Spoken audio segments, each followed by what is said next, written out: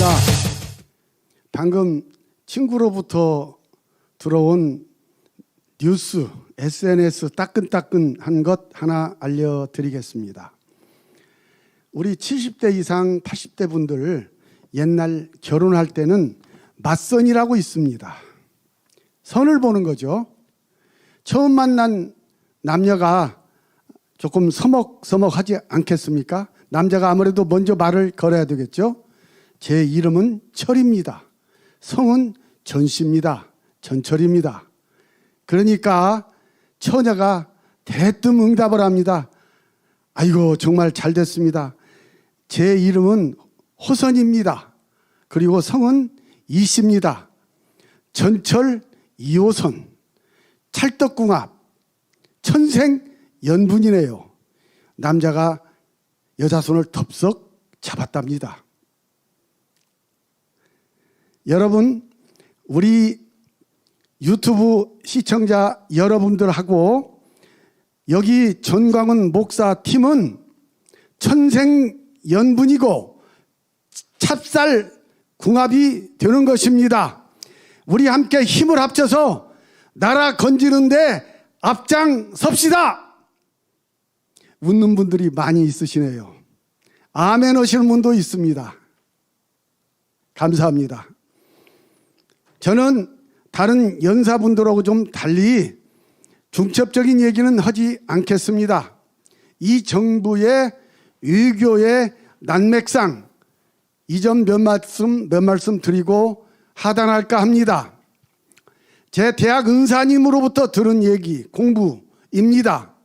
외교에는 절대로 피해야 할 두 가지 있다고 제자들한테 알려주셨습니다. 첫째는 상대국을 훈수하려 하지 말라. 둘째는 어떤 안에 대해서 협상이 진행 중인데 먼저 발표하면 안 된다.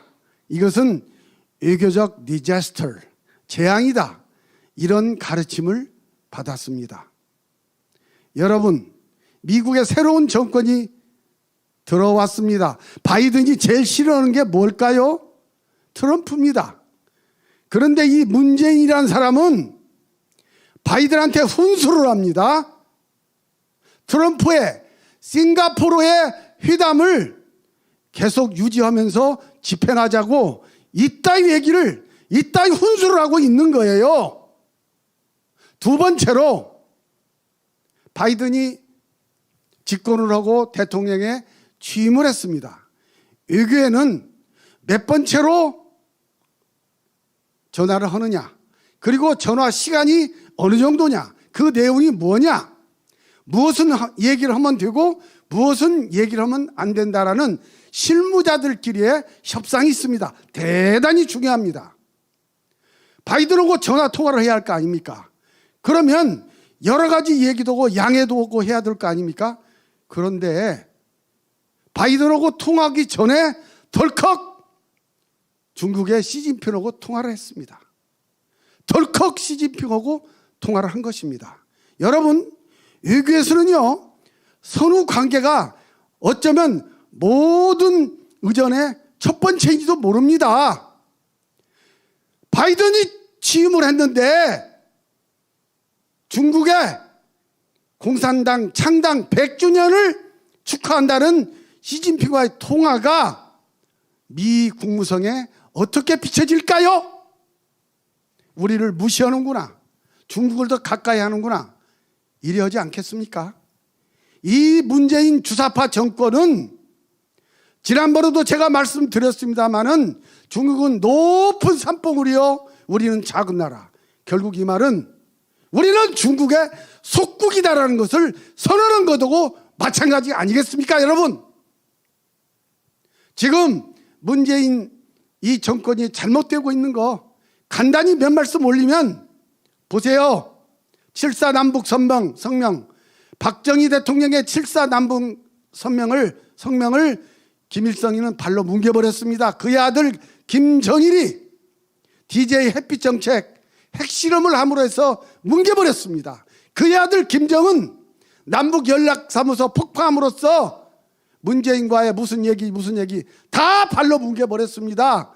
뭘 더 이상 북한과 협상을 하고 그 사람들과 인내를 한다고요? 무슨 전략적 인내를 한다고요? 이것은 나는 병신짓 하겠다는 얘기고 뭐가 다릅니까? 또 얘기할까요? 1993년 3월에 NPT 탈퇴를 했습니다. 핵 확산 금지 조약입니다. 그리고 서방이 달래니까, 경수로 주면서 달래니까 다시 들어왔어요. 그러다가 2003년 1월에 또 NPT 핵 확산 전략 그 조약을 또 탈퇴를 했습니다. 이게 70년 동안 김일성 3대 세습 독재 전체주의 체제가 한 얘기입니다. 일입니다. 뭘 더 3대 세습 정권하고 대화를 한다는 얘기입니까? 문재인 씨, 도대체 어떤 약점을 잡혔길래 그렇게 북한에 대해서 꼼짝 못하는 것입니까? 아까 어느 분 연사가 좋은 얘기를 했어요. 문재인 씨의 과거 모든 것을 김정은이가 쥐고 있다, 이런 얘기 아닙니까? 저는 며칠 전에 태영호 국회의원, 그리고 102세 노철학자 김영석 교수님 몇 분들과 함께 국회에서 세미나를 했어요. 물론 알고 있었던 내용이지만 실제로 북한에서 살고 북한에서 고위공직자를 하신 분의 입에서 나온 얘기를 듣고 저와 몇 분 참석자들 고개를 떨구고 말았습니다. 태영호 의원이 남한으로 망명을 결심하고 제일 힘들었던 게 뭔지 아십니까? 아내와 아이들한테 도대체 어떻게 이것을 설명할까, 이것이었다고 그럽니다. 남편과 아내는 한 몸입니다. 그런데 여자는 조금 입장이 다를 수가 있어요. 남편과 아내는 한 몸이지만 아내는 남편보다 아이들의 생명을 더 귀중하게 여깁니다. 만약에 태영호가 아내한테, 그런 얘기는 태영호 의원이 한 일은 없습니다만은, 만약에 태영호 의원이 아내한테 얘기해서 나 한국으로 망명할란다, 그럴 때 이 아내가 아이들의 생명의 문제인 거 알고 이걸 얘기할 수가 있는 것 아니겠습니까? 이 무시무시한 사회가 남편은 아내를 믿지 못하고 아내는 남편을 믿지 못하고 자녀를 믿지 못하고, 이게 바로 북한 사회라는 것을 제가 확인했다는 거 아닙니까? 여러분, 이렇게 무서운 북한 사회, 이 김정은 3대 세습 독재 전체주의 체제 무슨 대화를 한다는 것입니까? 현상유지가 가장 중요한 해답입니다. 우리는 그냥 이대로 하면서 북한에 풍선도 날리고 정보 유입하고 인권 문제 따지고, 그래서 저쪽에 영어로 말하면 리짐 체인지가 일어날 때까지 기다려야 되는 거예요. 3대 세습 희망이 없습니다. 대화의 의미가 없습니다. 70년 동안 우리는 그것을 확인을 했습니다. 여러분, 제 말에 동의하십니까? 이렇게 가야 되는 것입니다. 문재인 정권, 주사파 정권, 어마어마한 약점을 잡힌 것 같습니다. 여러분, 주한미군 문제가 있습니다. 주한미군 문제가 있습니다. 주한미군, 이게 북한과 미국과 남한만의 문제입니까? 아니올시다. 이것은 동북아 전체의 문제고, 동북아 전체 세력 균형의 문제고, 세계 질서의 문제입니다. 그런데 북한이 주한미군 철수하라고요? 그러면 동북아는 지각 변동이 일어납니다. 세계 이 군사 질서는 어마어마한 지진이 일어나는 거예요. 단순한 북한과 미국과의 문제가 아닙니다. 혹자 지수파애들 얘기합니다. 그러면 우리는 미국의 속국이다. 속국이요? 속국이라는 것은 상대방 국가에 대해서 전혀 영향력을 행사할 수 없을 때 속국이라는 말이 나오는 것입니다. 우리가 미국에 대해서 전혀 영향력을 행사할 수가 없나요? No. 우리는 컴퓨터, 삼성전자 있습니다. 그리고 자동차가 있습니다. 미국이 우리가 수출하지 못하면 엄청나게 많은 손해를 입습니다. 그 컴퓨터 칩, 삼성전자가 세계 1등 아닙니까? 그것뿐인가요? 현재 미국에 있는 우리 한인 숫자 공식적으로는 200 몇십만이라고 그러는데 상주 인원까지 합치면 300만 명이 훨씬 넘습니다. 대구시보다 더 많은 사람들이 미국에 살고 있습니다. 유대인들 미국의 2, 3%밖에 안 됩니다.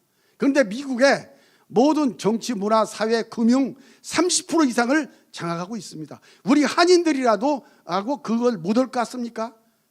2, 3%밖에 안 되는 유대인들이 미국의 전반적인 정책에 모든 것을 다 좌지우지하고 있습니다. 우리 한국이라고 미국에 있는 우리 한인들이 그걸 못 올 것 같습니까? 왜 우리가 미국의 속국입니까? 이건 주사파들이 지어낸 얘기입니다. 미국과 우리는 호혜 평등에 관한 자유민주주의 국가가 되는 것입니다. 차라리 문재인이가 얘기한 중국은 높은 산봉우리요, 우리는 작은 나라요, 속국으로 선언한 문재인이가 문제가 있는 것이지 미국과 우리 간에 문제가 있는 것은 아니다.